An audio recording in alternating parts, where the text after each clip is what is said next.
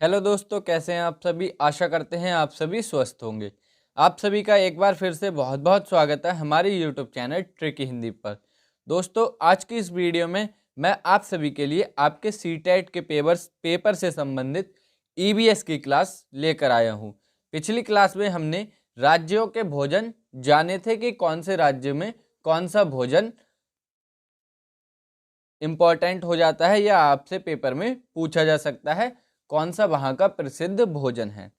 आज की इस वीडियो में मैं आप सभी के लिए मानव रोग, जो कि हमारी डिजीजेस होती हैं, हमें बहुत सारी बीमारियां हो जाती हैं, उनसे संबंधित आपकी थ्योरी क्लास लेकर आया हूँ। तो बिना किसी समय को गवाए अपनी इस वीडियो को शुरू करते हैं। बात करते हैं हम मानव रोग की। तो हमारे शरीर में बहुत सारे रोग हो जाते हैं।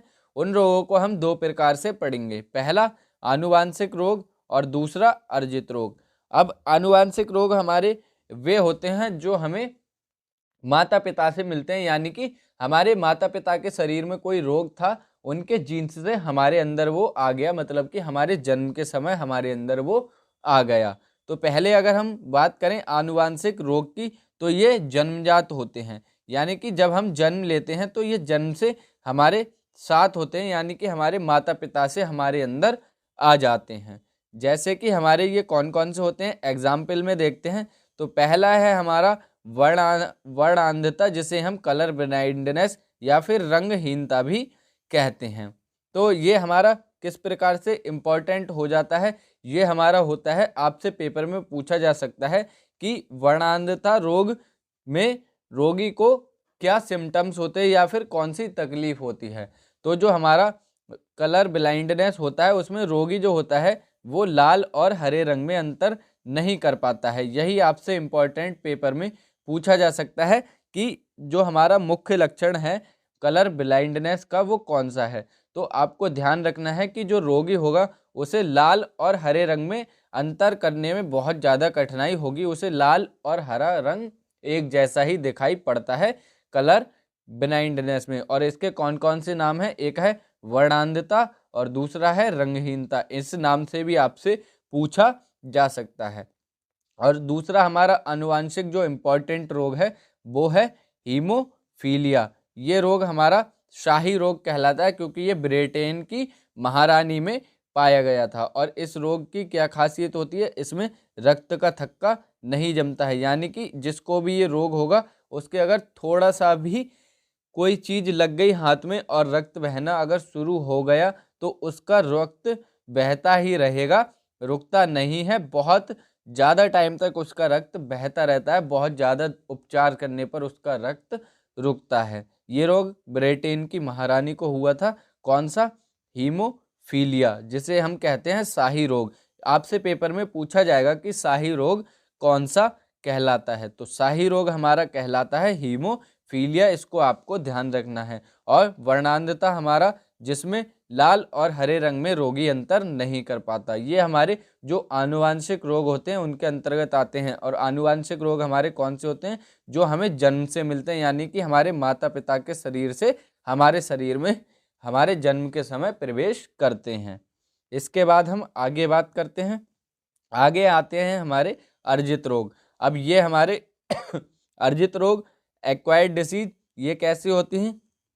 ये होते हैं हमारे जन्म के बाद किसी कारण से, यानी कि कुछ भी कारण रहा हो और हमें कोई बीमारी लग जाए, यानी कि शरीर में किसी चीज़ की कमी हो जाए या फिर कोई विटामिन कम हो जाए, हार्मोन्स कम हो जाए, उसकी वजह से जो हमारे रोग हो जाते हैं वो हमारे अर्जित रोग कहलाते हैं। यानी कि ये हमें जन्म से नहीं मिलते बल्कि किसी कारणवश हमारे अंदर हो जाते हैं। अब हम अर्जित रोग को दो प्रकार से जानेंगे। कौन कौन से? एक होते हैं संक्रामक रोग, एक होते हैं असंक्रामक रोग। संक्रामक रोग यानी कि कोई उससे पहले से संक्रमित था, आप उसके संपर्क में आ गए और आपको भी वो रोग हो गया, ये होता है हमारा संक्रामक रोग। और दूसरा होता है असंक्रामक रोग, जो ऐसे नहीं फैलता है किसी के संपर्क में आने से। संक्रामक रोग का सबसे बड़ा उदाहरण था कोरोना वायरस।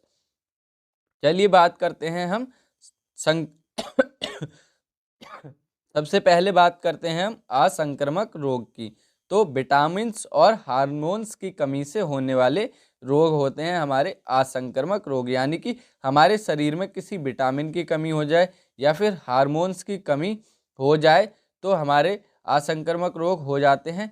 जैसे हमारी किसी भी विटामिन की कमी हो जाए, और मान लीजिए विटामिन की कमी से होने वाला रोग है हमारा एक रतौंधी है, और हमारा सूखा रोग हो जाता है विटामिन की कमी से, तो ये हमारे असंक्रामक रोग होते हैं। ये किसी अन्य से हमारे अंदर नहीं आते, बल्कि हमारे शरीर में किसी हार्मोन्स की कमी हो गई या विटामिन की कमी हो गई तो हमें ये रोग लग जाते हैं। और हमारे शरीर को जब उसकी पूर्ति कर दी जाती है, यानी कि वो चीज़ जब हमें मिल जाती है, विटामिन हो या जिस हार्मोन्स की कमी है, जब वो हमारे शरीर में पहुंच जाता है तो हमारा शरीर ठीक हो जाता है, हमारी बीमारी ठीक हो जाती है। बात करते हैं संक्रामक रोग की, तो ये हमारे जीवाणु यानी कि बैक्टीरिया, विषाणु, वायरस से और परजीवी यानी कि प्रोटोजोआ और कवक के कारण हो जाते हैं। ये रोग हमारे ऐसे होते हैं कि हमारे किसी अन्य के संपर्क में आने से भी हमारे अंदर आ जाते हैं। किसी अन्य के अगर हम संपर्क में आए तो ये हमें हो जाएंगे। विषाणु यानी कि वायरस, तो मैंने बताया कोरोना वायरस के कारण हमें, जो हमारा कोरोना वायरस था वो हमारा एक इसी प्रकार का रोग था, जिससे हम किसी के संपर्क में आ रहे थे तो हमें कोरोना हो जा रहा था।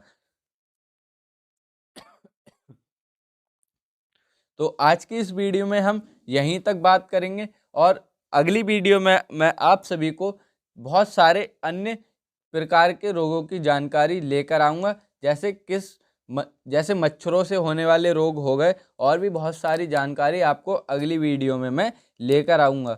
तब तक के लिए पढ़ते रहिए, स्वस्थ रहिए। वीडियो पसंद आए वीडियो को लाइक कर देना, चैनल को सब्सक्राइब कर लेना। Thank you for watching this video. पढ़ते रहिए, स्वस्थ रहिए। जय हिंद दोस्तों, वंदे मातरम। मिलेंगे बहुत ही जल्द अगली वीडियो में। धन्यवाद।